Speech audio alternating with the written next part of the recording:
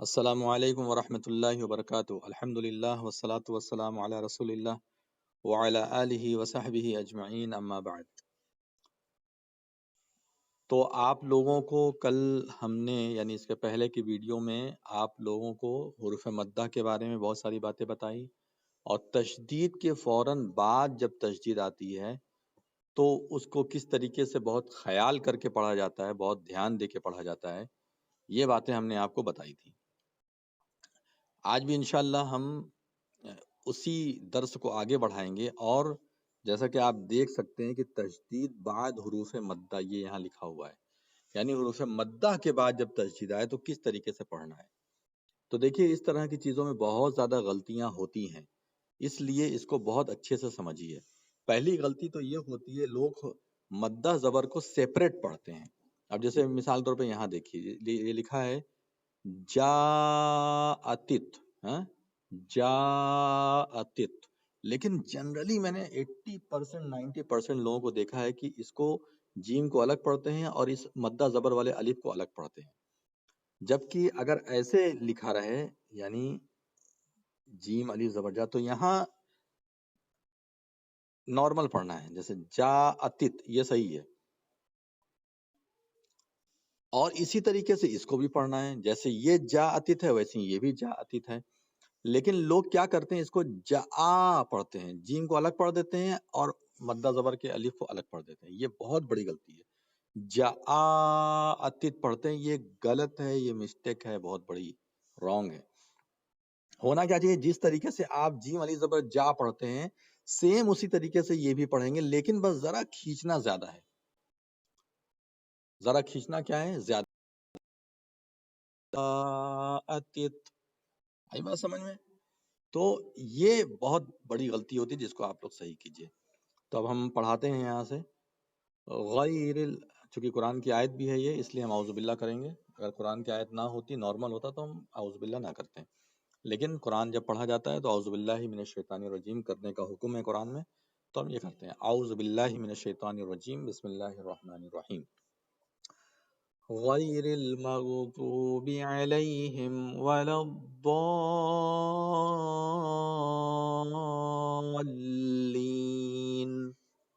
اگر یہ مدہ زبر نہ ہوتا تو کیا پڑھتے ہیں ہم اس کو، ولا الضالین یا ولا الضالین، ضاد پڑھیں چاہے ضاد پڑھیں دونوں چلے گا، ولا الضالین ہونا چاہیے۔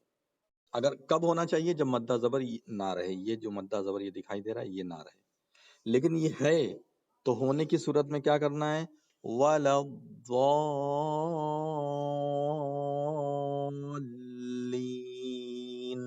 یہی خاصیت ہے حروف مدہ کی، حروف مدہ کہہ رہا ہوں، مدہ زبر، مدہ زبر کی یہی خاصیت ہے کہ اس کو پورا پڑھ کر کے ہی آگے بڑھا جاتا ہے، اس کو پورا کھینچیں گے، پورا کھینچ کر کے پھر اس کے بعد اس کو ملائیں گے۔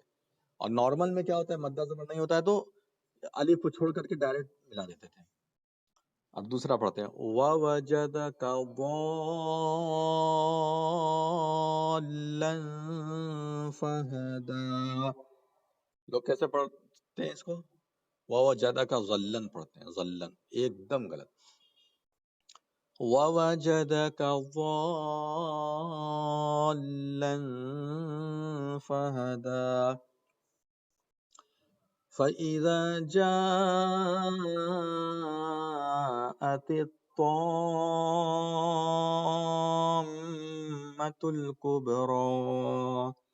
اس پر غور کیجئے اور اس پر غور کیجئے کیسے ہم پڑھ رہے ہیں، فَإِذَا جَاءَتِ الطَّامَّةُ الْكُبْرَىٰ، پھر اس کے بعد فَإِذَا جَاءَتِ الصَّاخَّةُ، گول لتا ہے، رکیں گے تو ہاں بنا دیں گے، اور صاد کو پورا کھینچیں گے اور اس کے بعد خا سے ملائیں گے، ٹھیک ہے۔ فَإِذَا جَاءَتِ الصَّاخَّةُ،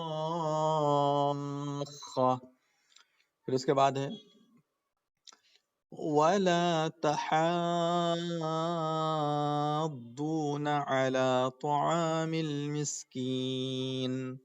اب دیکھیے یہاں پر مدہ زبر ہے، کھڑا زبر ہے، مدہ زبر ہے، دونوں ہے. اب یہاں ہم تجویز کیا کریں گے؟ ڈائریکٹ ولا تحزونا نہیں پڑھیں گے، یہ پورا پڑھ کے کھینچ کر کے تب ملائیں گے. ولا تحاضون على طعام المسكين وَإِذَا رَأَوْهُمْ قَالُوا إِنَّ هَٰؤُلَاءِ لَضَالُّونَ. قالو کا بھی مدہ کھینچنا ہے، انا پہ غنہ کرنا ہے، نون چونکہ تشدید ہے، پھر ہا کا مدہ کھینچنا ہے، پھر لام کا مدہ کھینچنا ہے، پھر یہاں ضاد الف کا مدہ کھینچنا ہے. اتنا مدہ آپ کو کھینچنا ہے تو پہلے سے ہی سانس بڑی کر لیجئے. وَإِذَا رَأَوْهُمْ قَالُوا إِنَّ هَٰؤُلَاءِ لَضَالُّونَ. بار بار پڑھیے، مشق کیجئے، انشاءاللہ ہو جائے گا. اب دیکھیے اس کے بعد تختی نمبر 21 ہے حروف مقطعات. قرآن میں آپ دیکھیں گے بہت ساری سوریں جب شروع ہوتی ہے تو شروع میں یہ لکھا رہتا ہے، ایسے ایسے سے رہتا ہے. تو جتنی صورتیں شروع ہوتی ہیں حروف اس طرح سے، تو آیت مطلب ہوتا ہے ٹکڑا ٹکڑا، الگ الگ. تو ہوتا کیا ہے کہ سارے کے سارے حروف کو الگ الگ کر کے پڑھنا ہے. سارے کے سارے حروف کو کیسے پڑھنا ہے؟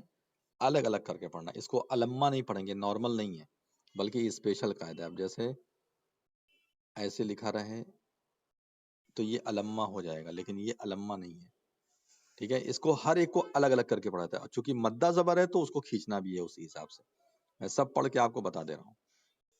تشدید کے ساتھ مدہ زبر ہے تو ملا کر کے، جیسے الف لام میم، الف لام میم صاد، الف لام را. اس کو زیادہ نہیں کھینچنا ہے کیونکہ یہ مدہ زبر اس پہ مدہ زبر نہیں ہے. الف لام را. پھر اس کے بعد الف لام میم را. یہ میم پہ تشدید ہے، اس لیے ہم اس کو غنہ بھی کر رہے ہیں ساتھ ساتھ. یہ سمجھ لیجئے، کھینچنے کے ساتھ ساتھ ہم غنہ کا بھی حق ادا کر رہے ہیں. یہاں دیکھیں ہم نے الف لام را ہم نے یہ پڑھا، اور یہاں کیا پڑھا؟ الف لام میم را. یہ سب پوائنٹس ہے، خاصیت ہے، ڈیپ گہرائی ہے، اس کو سمجھیے. اس کے بعد یہ جس سے مدہ زبر اس کو زیادہ کھینچیں گے، اور جس پہ کھڑا زبر ہے اس کو کم کھینچیں گے. اور جس طریقے سے ہم الف با تا سا یہ سب پڑھے ہیں نا شروع میں، ایک دم اسی حساب سے یہ سب پورا پڑھا جاتا ہے. اس کے مدہ زبر کا کوئی وہ نہیں ہوتا. اس کو یہ نہیں کہ کا پڑھ دو گے، آپ کا نہیں پڑھو گے، کاف پڑھو گے. کاف ہا یا عین صاد. عین اس کو پڑھ رہے ہیں، اس کو ہم صاد پڑھے. جیسے الف با پڑھا جاتا ہے الف سے کیا تک، ویسے ہی پڑھا جاتا ہے.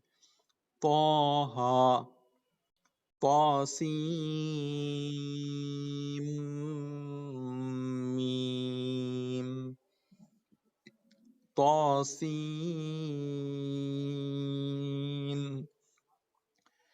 یاسین